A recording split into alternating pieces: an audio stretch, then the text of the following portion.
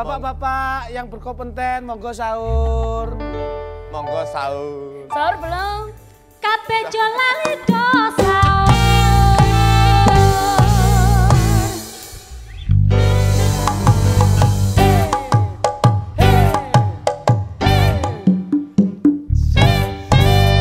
Syariah. Ada Pak Menteri. Betul. Assalamualaikum Warahmatullahi wabarakatuh. Senang banget rasanya saya Nanda Desita dan juga Saya Cak Jok Lidik. Saya Jok Luduk. kita ketemu dalam acara Sahur bareng Gus Miftah. Hayo dulur, nambah barokah.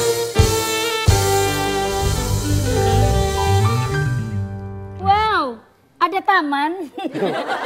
Kembang. Taman semua. bunga. Taman Mana? bunga. Gimana? Ada taman. Oh, wow. Ada pahlawan. Taman. Taman. Makam pahlawan. Lawan. Iya toh. Iki mau bunga-bunga taman. Taman. Kene Pahlawan. berarti Taman makam pahlawan. Lawan. iki lek digandengne karo sesuk, Ya. berarti wong gendenge bongko. Tapi biarpun ibu-ibu pakai jilbabnya bunga, karena hari ini hatinya menjalankan puasa berbunga-bunga.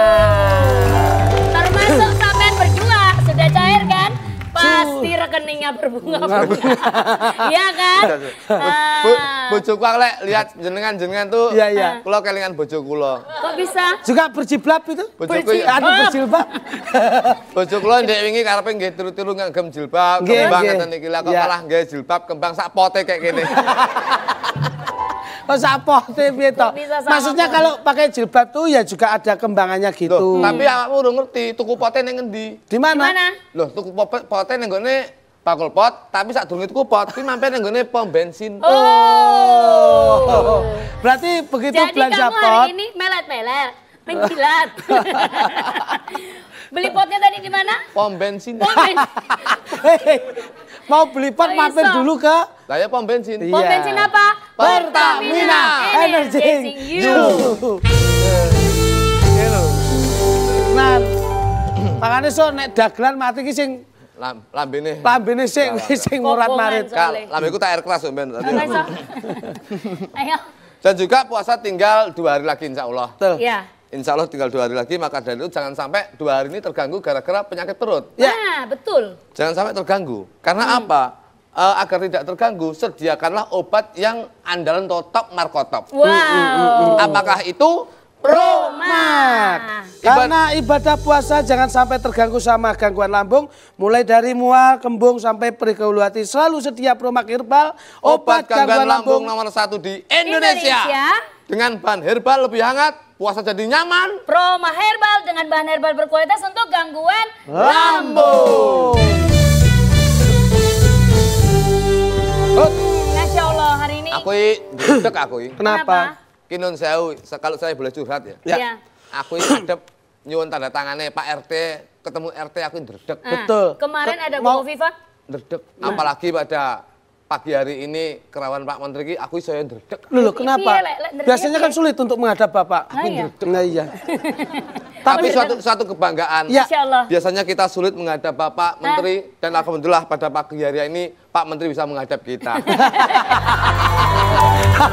Soalnya dep-depan. Ya, berhadap. Depan-depan. Iya. Pak, ngapunten nggih Pak, ngapunten nggih Pak. Hei. Ayo. Hei, tahu jawab. Lopot Karena RSC. ini Lopot nanti- RSC penjara sampean. Nanti tahun depan Ya. kita diajak keliling loh. Keliling kemana? Lah iya sama Bapak Menteri. Alhamdulillah. Ya penyuluhan di para pedagang-pedagang. Oh, iya. Karena iya. mau bawa percontohan. Percontohan apa? Lah ini bawang berkualitas. Perdagangan bawang. Nah, Pak, kira ya. ngapunten lho Pak nggih. Tidak jadi masalah. Jangan dimasukkan Jangan hati dimasukkan Bapak. hati, Bapak. Jangan dimasukkan hati Bapak. Terus dimasukkan mana? Agenda Bapak. Nah, kira-kira Ah. syarat untuk bisa menjadi seseorang yang besar. Ya, Orang kudune, besar Pak. itu seperti apa? Kudu mangan sing akeh ben lemu. Minta maaf lagi sama Pak Menteri. Ben pangapunten Bapak. Wah dicoret. Orang besar itu Loh, lah ya orang besar kan Maksudnya punya jabatan gitu, Iya. orang besar. Wow. Bukan maksudnya gawe deng ini ki, bukan. Ya paling tidak ya syaratnya kudu pinter. Ya harus. Pinter terus apa jenenge iki? Secara SDM, Ya pinter. IQ, IQ, EQ, Wawasan, wawasan terus sama mana? sugih. Masa gara-gara suge? Coba Iya, ada harus. Pak Menteri. ya dasarnya bukan itu, tapi yakin kalau pengen menjadi pejabat Loh, itu paling tidak ya, Paling Suge. tidak apa? kerja keras, Kerja keras, kerja cerdas, kerja cerdas. yang lebih utama kerja ikhlas. Masya Ini. Allah. Kita Gitu. pengen tahu lagi nih syarat-syarat di belakangnya. Abah kan juga salah satu Orang ya, besar. yang besar. Iya. Nah, apa sih sebetulnya syarat-syaratnya? Makan apa kira-kira? Paling enggak ya brengesan apa-apa lah. Kok Yuk, kayak brengsek? langsung saja. Diaturi. Kita diaturi ya. Oke. Al Mukarram siapa? Gus Miftah. Miftah. Salatullah, salamullah, ala Tuhan Rasulillah. Salatullah, salamullah, ala yasin habibillah. Assalamualaikum warahmatullahi wabarakatuh. Waalaikumsalam warahmatullahi wabarakatuh. Alhamdulillahil qail bismillahirrahmanirrahim. Qulillahumma malikal mulki tu'til mulka man tasya wa tanzi'ul mulka mimman tasya wa tu'izzu man tasya wa tudhillu man tasya biyadikal khair innaka ala kulli syai'in qadir. Al ayah amma ba'du. Para pemirsa sahur bareng Gus Miftah di studio dan di rumah rahimakumullah. Alhamdulillah tambah meriah karena dihadiri oleh ibu-ibu yang pakai jilbab merah. Kenapa mereka pakai jilbab motifnya bunga? Kenapa, Pak? Apa? Karena cewek itu hatinya seperti rekening bank. Kok sakit ngoten? Nggak mungkin berbunga kalau nggak ada saldonya. Iya. Dari tadi dia begini sama saya. Iya. Begini pripun, Pak? Itu bukan cinta. Terus pripun? Cuan. Nah, hari ini kita akan berbicara tentang, kita kan sering tuh punya impian jadi orang besar. Oke. Cuman satu hal yang saya ingatkan, bermimpilah dalam hidup, jangan hidup dalam Mimpi. Allah itu kalau menghendaki hambanya menjadi orang besar, itu ya dengan segala caranya gampang saja. Kita kasih contoh kasus umpamanya, ada anak kecil penyanyi jalanan di lampu merah, tahu-tahu diundang Istana Negara, jadi viral terkenal. Siapa? Farel Prayoga. Tapi juga sebaliknya, ketika orang itu sombong dengan segala pangkat dan jabatannya, dia punya segalanya, tetapi dia tidak amanah, justru menyalahgunakan jabatannya, ya kemudian Allah hinakan sehina-hinanya. Maka mudah bagi Allah untuk menjadikan orang miskin sekalipun menjadi kaya. Contoh, sahabat Sa'labah, miskin jadi kaya. Allah juga bisa menjadikan orang miskin tetap miskin. Jok lutuk. Nah. Ya, apalagi belum sempat kaya sudah bermasalah dengan pejabat. Dengan mengatakan, nah, itu bahaya itu. Ngapunten, Pak. Selesai. Bukan, pejabat kita nggak sekejam itu, Ferguson. Allah juga mampu menjadikan orang kaya jatuh miskin umpamanya. Korun, kurang apa? 80 kuda itu tidak mampu membawa kunci gudangnya Fir'aun. Bukan gudangnya, kuncinya, saking kayanya. Allah tenggelamkan semua harta kekayaannya ke dalam bumi. Maka kalau ada Bapak Ibu Sidoarjo, kemudian nyangkul sesuatu dapat emas dikatakan harta karun. Padahal juga gak nyambung. Korun di mana, ini di mana. Allah juga mampu menjadikan orang biasa jadi raja di raja.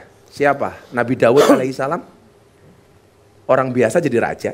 Tapi Allah juga mampu menghinakan raja di raja, bahkan ngaku Tuhan, menjadi orang terhina. Siapa? Fir'aun.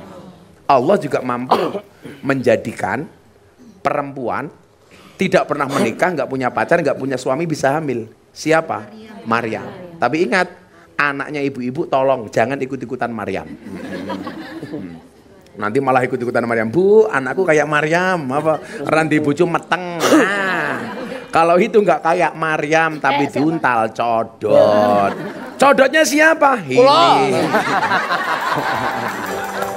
Nah, tentunya kalau kita ngomongin orang besar, syarat jadi orang besar, selain syarat apa yang harus dipenuhi supaya jadi orang besar, kita juga harus bisa menghadirkan dong orang besar. Lah, siapa orang besar itu? Kita akan kembali setelah yang satu ini. Setelah yang satu ini kita punya tamu spesial yang ada di sahur bareng Gus Miftah. Ayo dulur, tambah barokah.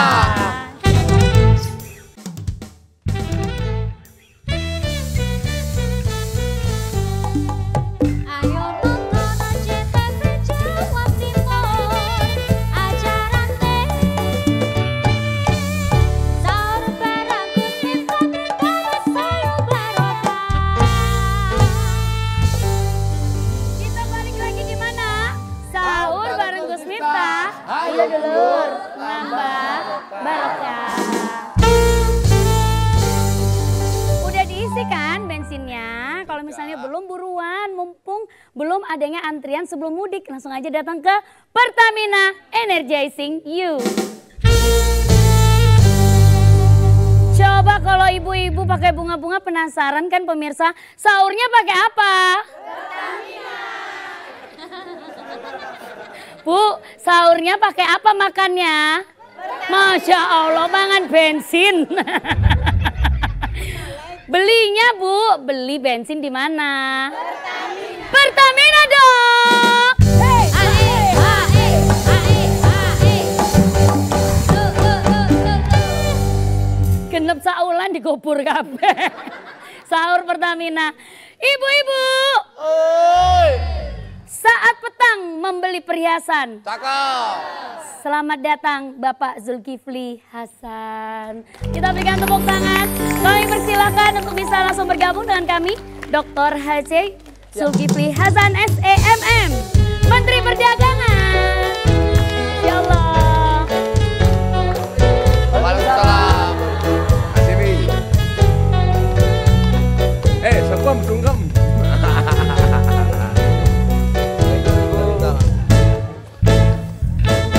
Sekali tepuk tangan untuk Menteri Perdagangan kita. Terima kasih. Gimana Bang Zul, sehat? Alhamdulillah. Saya biasa panggil beliau ini Bang Zul atau Papi Zul. Kenapa saya panggil Papi? Jelas, kita berbeda. Karena beliau sudah meninggalkan dunia hitam. Buktinya apa? Jenggotnya putih semua. Tandanya sudah dekat, Gus. Sudah dekat apa, Papi? Ya dekat lah pokoknya. Tapi enggak, Obi. Mati itu kan syaratnya tidak harus tua. Makanya walaupun Pak Mendak lebih tua dibandingkan Jo Kluthuk, ya bisa jadi yang mati Jo Kluthuk duluan. Nah. Bisa duluan. Iya, duluan. Saya belakangan. Belakangan. Atau ibu-ibu duluan, saya belakangan. Kayak betul apa-apa keluarin sementing sangune sak niki ngoten. Ada. Kalau kita lihat profilnya beliau ini kan luar biasa. Kita bisa banyak belajar dari beliau, ibu-ibu ya. Jadi saya baca biografi beliau itu keren.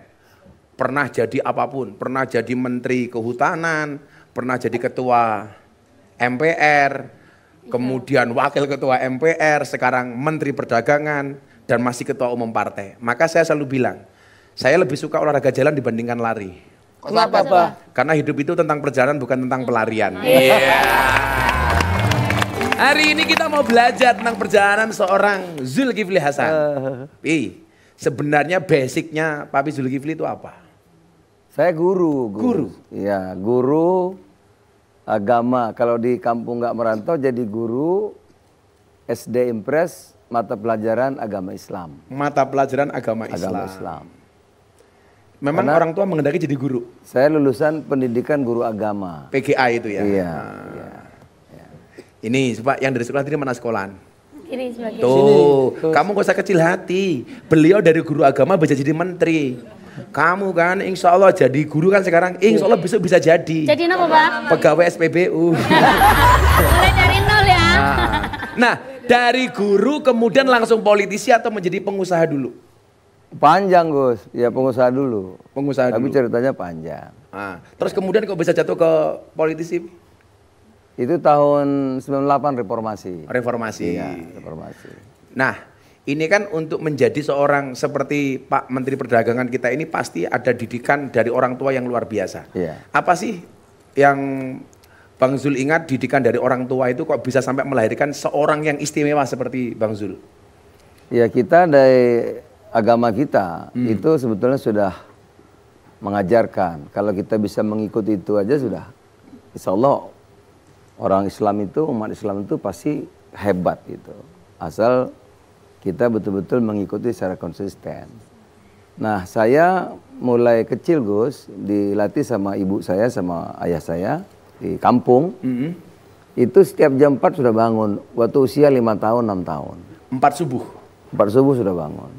Dibangunkan, pertama tentu sulit ya. Saya juga sering nangis karena mata diusapi air. Nah, dibasahin. Jadi kalau lagi tidur sama mak saya itu, tangannya dibasahin ngusapin muka saya. Ya kita sebagai anak tentu tersiksa. Tapi lama-lama terbiasa. Kemudian tugas saya kalau pagi itu ke masjid. Mukul beduk tanda sudah subuh gitu.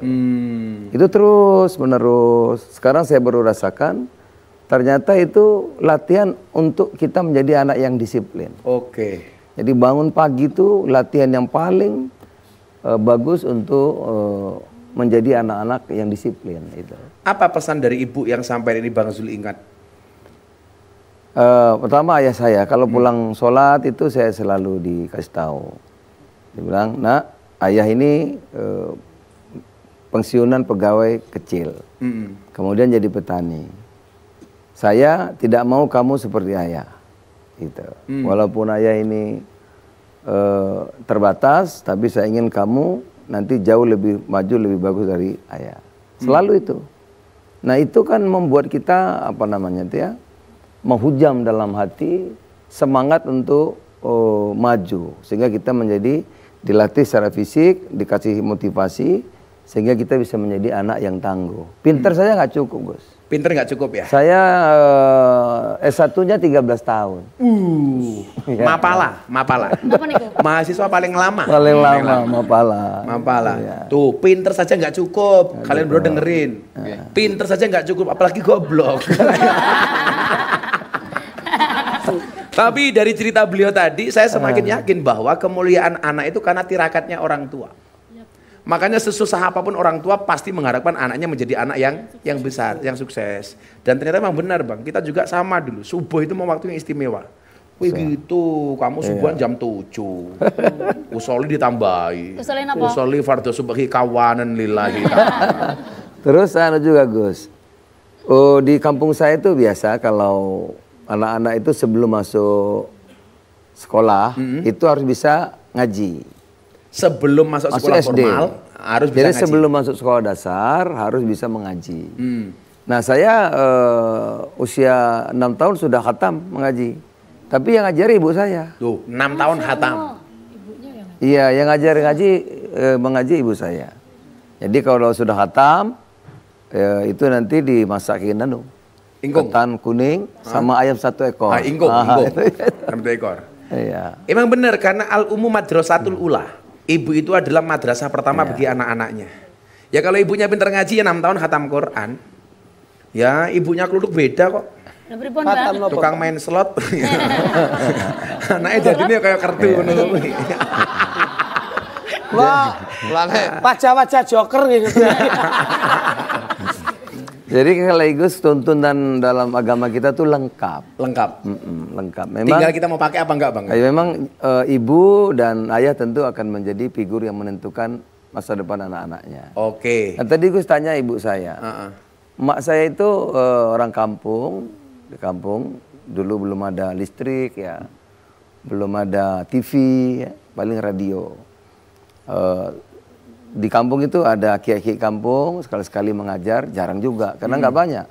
Satu kecamatan tuh kiainya mungkin cuma 1, jadi jarang. Dapat satu dari ustadz itu, ibu saya itu tidak boleh, dalam ceramahnya, kata ibu saya ini cerita, tidak boleh kalau kita masak, tetangga cuma dapat baunya. Ya. Jadi sampai ibu saya wafat, setiap masak bagi 2 Gus. Sama tetangga. Bagi 2 sama tetangga. Jadi apapun yang dimasak, separuh buat kami, separuh mesti dibagi. Oke. Sampai seumur hidup. Nah, itu ibu saya. Dan ternyata memang itu hadis. Kalau kamu masak sayur, perbanyaklah kuahnya. Supaya apa? Tetangganya dikasih sayurnya. Kuahnya gimana? Sayurnya kok kuahnya. Pelit amat lo jadi orang gitu loh. Sayurnya gitu loh. Karena memang agama itu ngatur sederhana banget kok. Contoh, ciri-ciri orang beriman, mangkana yu'minu billahi wal yaumil akhir falyukrim jarohu. Barang siapa beriman kepada Allah dan hari akhir, hendaklah dia memuliakan tetangganya. Memuliakanlah tamunya. Maka ibu-ibu kalau punya tamu langsung disuguh. Punya kopi, tamunya di kopi ini. Punyanya wedang, tamunya di wedangi. Punyanya susu, tamunya dibuatin susu. Malah disusoni gimana? Lalek jenengan ngoten niku ya tamune kula no. Tapi yang jelas kita belajar hal yang luar biasa dari ibunya Pak Zulkifli Hasan. Ada lagi Gus, masa itu. Saya percaya kalau saya ini bisa orang katakan sukses gitu ya. Pasti karena doa ibu saya. Doa ibu. Iya. Saya selalu mengatakan kita tidak bisa minta dilahirkan oleh siapa, tapi kita bisa melahirkan generasi seperti apa. Akan kembali setelah yang satu ini. Setelah yang satu ini kita kembali di mana? Sahur bareng Gus Miftah. Ayo dulur, tambah barokah.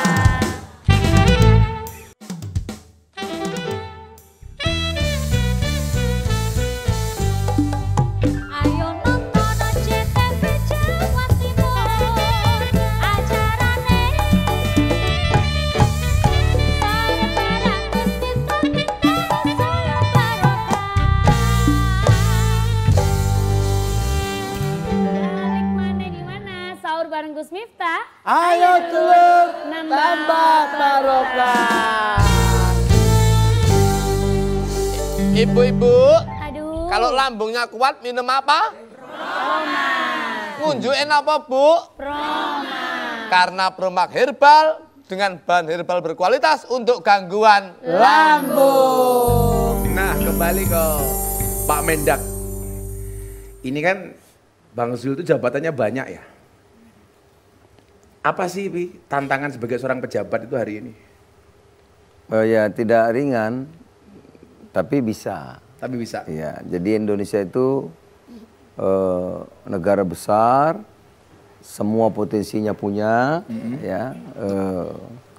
Hanya kita ini satu kolaborasi.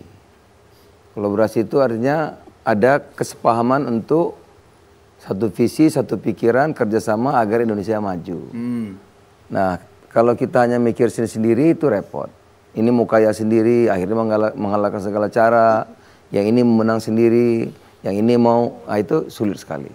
Tapi kalau kita bersama-sama punya cita-cita, visi, perasaan yang sama untuk menjadi negara maju, kita lebih dari bisa. Kolaborasi ya? Kolaborasi. Dan memang sekarang itu Gus, pendidikan itu kan melatih. Misalnya ada satu tulisan, jagalah kebersihan. Nah itu nggak bermakna tanpa dilatih. Gitu. Dilatih itu otomatis akan menjadikan kita satu masyarakat yang saling mengerti, saling bekerja sama. Walaupun nggak diatur. Karena sudah dilatih, tiap ada kota kita buang tempat sampah. Semua orang Indonesia akan begitu. Dilatih. Latih. Jadi itu sistem pendidikan sekarang tuh begitu. Kalau dulu kan kita enggak. Kalau dia bisa, saya bisa. Kalau dia kaya, saya harus lebih kaya. Nah, akhirnya ya, karena nggak bisa 1000 orang kaya sendiri ya susah juga. Semua kan? orang dianggap kompetitor. Ya itu. Jadi sekarang harus kerjasama. Jadi kalau Indonesia ini bisa kerjasama, pemerintah daerahnya, pemerintah pusatnya, DPR-nya, masyarakatnya, itu kita bisa maju. Ya. Tapi kalau kita seperti hari-hari ini, kita hidup penuh kebencian, kalau teman kita semua bagus, kalau lawan kita semua jelek, ya. Satu ada yang cebong, satu ada yang kampret. Nah ini kita nggak kemana-mana. Ya bener Pi. Ini satu cebong, satu kampret. Nah jadi ini kayak kolam tora ini gila. Apa tadi Gus? Nah, satu cebong, satu kampret. Kantong kosong karena kepepet.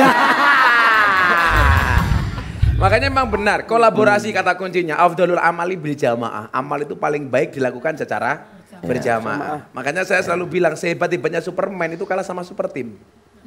Iya, Superman itu goblok. Kok bisa Gus? Badannya besar, bajunya es. Iya. Iya kan? Iya benar. Iya kan? Yes. Lebih goblok lagi. Sinten? Ya Superman itu. Iya. Pakai celana dalam di luar kan goblok gitu. Kan menjijikkan inilah. Nah, dari jabatan Menteri Kehutanan, Ketua MPR, Menteri Perdagangan itu. yang paling berkesan bagi Bang Zul apa? Apa semuanya apa? Iya, saya kan pengalaman apa gitu? Gus, saya tuh memang peran ibu lagi. Saya 6 tahun sudah diajari dagang sama ibu saya. Oh, Usia dulu pernah 6 jadi tahun. pedagang, Bang? Dagang. Jadi ibu saya itu punya warung. Buka warung kecil, ya, maka saya bisa sekolah. Jadi di kampung kami ada warung kecil. Saya sudah dilatih sama emak saya itu jualan es balon, es mambo ya. Nah di kampung itu nggak ada duit Gus, uang beredar nggak ada. Jadi barter, orang bawa telur, anak-anak itu tukar es mambo. Nanti bawa kopi, bawa cengkeh, tukar apa namanya tuh gula gitu ya. Tukar karena nggak ada uangnya di kampung zaman dulu begitu. Nanti kalau sudah 2 minggu, mak saya packing tuh telur, dikarungi yang kopi, cengkeh. Saya bawa ke pasar yang jaraknya kira-kira 18 kilo dari kampung saya. Nanti pulang dapat uang gitu. Itu udah dilatih. Mulai 6 tahun. Jadi kita kalau Indonesia ini mau maju juga, maju seperti negara-negara lain. Karena kuncinya itu manusianya, Gus. Walaupun kita banyak kebun sawit, banyak tambang, kalau manusianya tidak terlatih, bukan hanya baca ya, bukan hanya slogan, tapi terlatih, dilatih. Nah saya dilatih, maka saya bisa. Misalnya kita diajar guru kita tangan di atas lebih bagus dengan tangan di bawah. Nah itu nggak bermakna. Kalau tidak Dilatih. Iya. Jadi dilatih itu kebiasaan. Nah saya dilatih sama emak saya, dilatih berusaha, dilatih berdagang itu. Jadi saya mengerti tangan di atas lebih bagus dari tangan di bawah karena saya bisa produktif, bisa berproduksi. Gitu. Kenapa bisa? Karena dilatih. Karena dilatih. Iya. Tuh, tangan di atas lebih baik daripada tangan Di bawah. Tapi dilatih. Dilatih. Nggak cuma slogan. Ibu-ibu suka di atas apa di bawah? Di bawah. Tangannya itu loh. Nah, ini kalau kita melihat ini kan saya jadi paham betul Mbak Nanda. Iya. Kenapa keringat itu asin? Kenapa? Karena dalam perjuangan nggak ada yang manis. Iya, benar-benar. Termasuk perjuangan beliau menjadi orang yang top. Lah ini terkait dengan job sebagai seorang menteri perdagangan. Kalau akhir-akhir Ramadan gini kan biasanya masyarakat terlalu euforia, Bang. Lah, bagaimana nasihat bijak Pak Menteri masyarakat menggunakan uangnya menjelang Idul Fitri seperti ini? Ya kita sudah biasa, termasuk di kampung saya. Kalau Lebaran itu kan namanya Lebaran habis-habisan. Habis-habisan. Jadi Lebaran itu, ya Lebaran, pokoknya habis-habisan gitu. Belanja baju baru, makanan segala rupa, nggak ada ya diadakan gitu. Ya tapi saya pikir-pikir setahun sekali ya nggak apa-apa juga Gus. Ya, cuman tentu kalau ada pilihan-pilihan, ya tentu kita pilihan yang baik. Nah kalau saya dulu begitu, tapi karena sekarang udah putih jenggotnya tentu beda. Beda.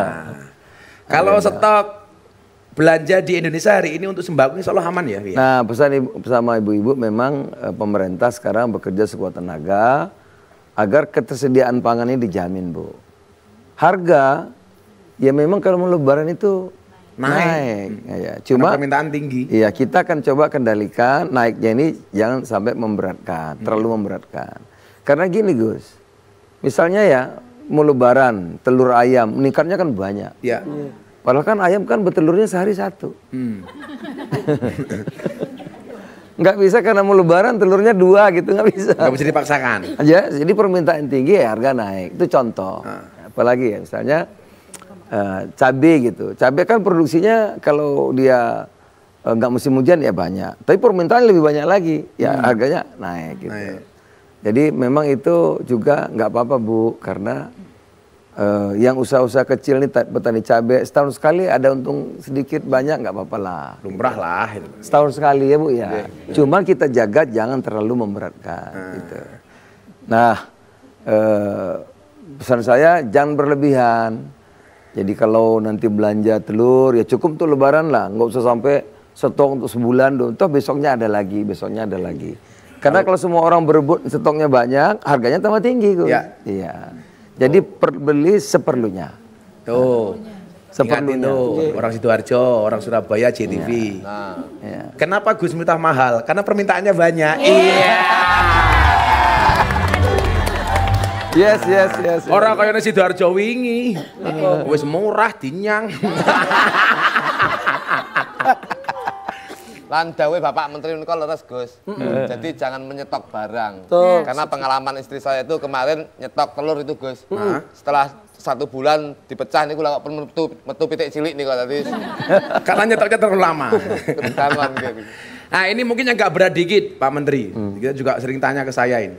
Isu resesi sebenarnya kalau Indonesia hari ini ketahanannya seperti apa sih? Mampu nggak menghadapi resesi global 2023? Aman, kalau kita insya Allah aman ya. Amin. Jadi ibu-ibu, masyarakat Jawa Timur khususnya, Indonesia, insya Allah. Termasuk nanti 2024 akan pemilunya lebih bagus dari pemilu 2019. Amin. Nah, kenapa saya bilang kata aman ekonomi kita? Ini kemarin kan kita 2 tahun. 2 tahun kita yang dagang nggak boleh dagang, warung nggak boleh buka, masjid nggak boleh buka, gereja tutup, sekolah semua tutup 2 tahun. Tapi ekonomi kita masih tumbuh 5,3%, tumbuh masih. Akhirnya tumbuh itu berkembang, ya. Nah, perdagangan kita yang saya pimpin itu surplus itu artinya untung. Nah, tahun ini 900 triliun. Nah, kalau dirupiahkan 900 triliun. Padahal orang-orang lagi susah. Barat lagi susah, Rusia perang ya, kita masih tumbuh ekonominya. Nah, oleh karena itu sekali lagi, kalau masyarakat kita bisa kerjasama, kita kan saudara, Gus. Iya. Negara Kesatuan Republik Indonesia. Buat apa kita ngembangkan kebencian? Kalau pilihan itu nggak apa-apa, namanya demokrasi itu. Beda ada yang biasa. dukung A, ada yang dukung B, nggak apa-apa. Nah, nanti 5 tahun lagi ada lagi pemilu, 5 tahun ada lagi pemilu. Jangan sampai pemilu ini menjadikan kita saling membenci. Berpecah belah. Nah, apalagi di medsos itu kalau kita lihat saling menyakiti satu sama yang lain, itu nanti mengurangi produktivitas kita. Ya. Itu.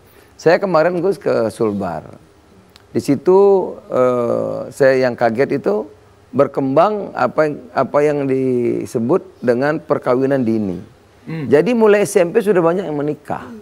Nah, akhirnya nanti punya anak-anak yang stunting, kurang gizi, macam-macam. Nah ini kita diskusikan kan bagus. Kenapa? Bagaimana perannya ustazah? Bagaimana perannya ustadz? Bagaimana tokoh-tokoh masyarakat? Bagaimana peran guru? Bagaimana perannya aturan? Itu kita diskusikan. Boleh bertengkar, tapi bertengkar yang ada hasilnya. Ya. Jangan oh, kamu Arab, kamu Cina, kamu Jawa, kamu Lampung, jangan begitu. Wah, nggak selesai. Nggak selesai. Gitu. Kan saya sering kalau kayak saya ini Bu sering berbeda pendapat dengan yang lain. Yang saya musuh itu pikirannya orangnya biasa-biasa aja. Saya ketemu pelukan biasa. Nah, tapi dari semua yang disampaikan Bang Zul tadi, menurut mereka berdua yang menggembirakan satu. Apa? Kita semuanya saudara. Makanya mereka berdua itu dianggap sama Bang Zul saudara. Masya Allah. Makanya besok kalau diundang kalau mereka ketemu di Jakarta, mereka menghadap, halo Bang Zul. Langsung Bang Zul jawab, saudara siapa? Kita akan kembali setelah yang satu ini. Setelah satu ini di sahur bareng Gus Miftah. Ayo dulur tambah barokah.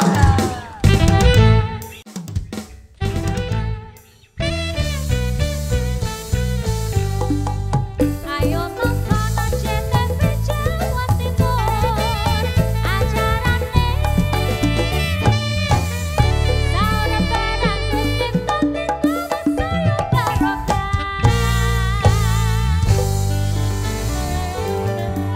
Sahur bareng Gus Miftah. Ayo dulur, Tambah barokah. Yuk, segmen terakhir, silakan Ibu. Assalamualaikum warahmatullahi wabarakatuh. Waalaikumsalam warahmatullahi wabarakatuh. Perkenalkan saya Ibu Ahmad dari Majelis Taklim Al-Kamilah Sidoarjo. Suaminya namanya Ahmad. Nggih. Oh, berarti panggilannya istrinya apa? Bu Ah. Nah, jadi begini Gus, yang saya ingin tanyakan barometer atau ukuran orang bisa dikatakan sukses atau orang menjadi orang besar menurut Islam itu apa? Sementara yang saya ketahui fenomena selama ini itu banyak yang anak yang sekolahnya itu cenderung rajin, selalu ranking 1 dan anaknya itu juga nggak neko-neko, tapi malah belum sesukses orang anak-anak yang di sekolah itu malah justru nakal, ngerokok dan sebagainya. Kalaupun ada, itu presentasinya itu masih banyak yang anak-anak yang itu tadi. Tadi yang mana? Yang nakal. Maksudnya anak yang tidak rajin, tidak itu tadi, anak yang aneh-aneh tadi intinya. Sementara saya sendiri itu punya keyakinan bahwa setiap orang itu punya jalan sukses masing-masing, terlepas apapun itu usaha mereka dan jalan mereka gitu. Sekian, matur nuwun, wassalamualaikum Waalaikumsalam Bu Ahmad. wabarakatuh. Yang pertama pengen saya sampaikan Bu Ahmad, kita berada di atas bumi yang sama tapi dengan takdir yang berbeda. Sama halnya saya dengan anak-anak Joglo Jandong Kuduk. Kita berada di atas panggung yang sama tapi dengan amplop yang berbeda. Beda-beda. Artinya apa? Kesuksesan orang pasti beda-beda lah. Ukuran kesuksesan seorang ketua umum, seorang Mendak, Zulkifli Hasan, tentunya berbeda dengan saya. Demikian juga dengan ibu. Tapi saya meyakini falikuli syai'in maziyah. Semua orang itu punya kelebihan masing-masing. Kalau bahasanya Joglodok, falikuli syai'in pak-pakun. Semua orang punya pak-pak masing-masing. Loh, iya. Apakah ada kelebihan mereka berdua dibandingkan Bang Zul? Ada. Mereka lebih lucu, tapi kalah mahal. Karena di balik kekurangan pasti ada kelebihan. Dan di setiap kelebihan pasti ada kembalian. Ya, kalau ada kelebihan dikembalikan gimana? Nah sekarang gini aja kita tanya Pak Menteri. Pak Menteri, kalau ukuran kesuksesan seorang Zulkifli Hasan itu apa? Ya, kalau sekarang sama aja Gus. Misalnya bahagia sama tidak bahagia itu kalau udah usia saya sama. Buya Hamka itu di penjara dia bahagia karena bisa menyelesaikan tafsir Al-Azhar. Gara-gara di penjara. Penjara gitu. Saya juga sudah mengalami banyak ya lika-liku kehidupan gitu. Kadang-kadang jadi Mendak tuh saya malah rugi Gus. Secara ekonomi? Kadang-kadang juga saya suka sedih. Waktu tidak jadi Mendak, saya bisa tahajud 1 juz. Tapi cara jadi Mendak, kemana-mana nggak keru-keruan begini. Malah jarang tahajud? Malah jadi bisa tinggal. Gitu. Jadi ya sama. Jadi tadi itu, semua orang tuh ada lebih ada kurangnya. Tinggal sekarang Allah kasih kita itu, dari mana kita bisa mengambil hikmah apa yang diberikan kepada kita itu. Iya. Jadi kayak saya punya teman di Bojonegoro itu, dia itu jadi kaya banget gara-gara pernah mati. Pernah mati, beneran pernah mati hidup lagi. Pak Andoko itu pernah mati hidup lagi. Makanya kalau kalian berdua pengen kaya, pengennya segampang mati dulu lah. Wesek Pak Kusek. Mulai mati gelem budale laras-laras. Sekali lagi Gus. Ini buat ibu-ibu ya. Jadi saya juga karena manusia ini tempat lemah kan. Walaupun saya sudah dilatih sama ayah saya sama ibu saya itu. Nah saya dilatih juga puasa. Ya, puasa Senin Kemis masih muda. Apakah nggak bandel-bandel juga saya? Waktu SMP saya sudah merokok. Bandel juga. Tapi karena dasarnya kuat, sebentar kembali gitu. Karena sudah ada basicnya, dasarnya ada. Karena orang itu kan mesti ada gelombangnya. Lagi baik kadang-kadang itu. Nah jadi apa kata Gus tadi, Gus Miftah tadi mengatakan tirakat orang tua itu menentukan. Nah, itu penting doanya, bimbingan orang tua itu. Gus Miftah seperti ini saya kira mesti nggak mungkin nggak ada tirakat orang tuanya, ayah atau ibu gitu. Karena ada 3 doa yang pasti dikabulkan oleh Allah. Yang pertama dakwatus shaim, doanya orang berpuasa. Kemudian dakwatul madlum, doanya orang terzalimi. Dan ketiga adalah doa orang tua kepada anak. Maka semarah-marahnya ibu kepada anak, tolong yang keluar doa. Dulu di Mekah itu ada anak yang agak ndablek. Ada tamu datang, makanannya diinjak-injak. Ibunya marah, tapi yang keluar doa. Idhab ja'alakallahu imaman lil haramain. Pergi kamu. Saya doakan kamu jadi imam Masjidil Haram. Ternyata terbukti qabul Syekh Abdurrahman As-Sudais. Itu usia 25 tahun menjadi imam besar Masjidil Haram. Karena yang keluarnya doa. Jangan kalau kita marah sama anak, bocah kok nakal, persis kayak bapak nih. Loh, yang salah milih bapak itu kamu, bukan anakmu. Jadi Gus, ibu-ibu ya, kalau anak kita didik dengan baik, saya mungkin tidak sebaik orang tua saya mendidik saya. Dilatih puasa, saya dilatih sholat malam, ya. Sehingga kita ini menjadi anak-anak yang kuat, tangguh. Karena pinter saja nggak cukup. Kalau waktu itu saya dikirim ke Jakarta, kalau saya nggak tangguh,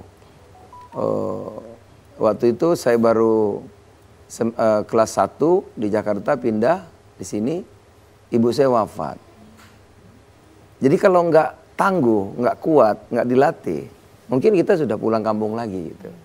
Tapi kan sudah terlatih, kuat menghadapi kesulitan, menghadapi persaingan, menghadapi segala rintangan, halangan, cobaan, kita bisa survive gitu.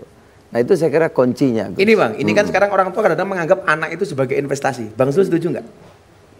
Ya tentu karena kan anak itu memang titipan, titipan Allah kepada kita kan. Jadi kalau kita investasi paling nggak investasi sampai akhir kan. Investasi akhirat. Iya, kalau tidak kan kita yang tanggung jawab. Ya, kalau investasi akhirat saya setuju Bu. Karena terputuslah amal anak Adam kecuali 3 perkara. Salah satunya apa? Awaladin solihin yad'ulah. Yang menjadi persoalan itu adalah ketika investasi dunia. Anak di sekolah kecil sampai besar, nggak bisa sampai perguruan tinggi. Begitu selesai kuliah anak nganggur. Kadang-kadang ibu ngomong apa? Bocah nganggur, kayak kapan balas budi karo wong tuamu? Ini saya nggak setuju.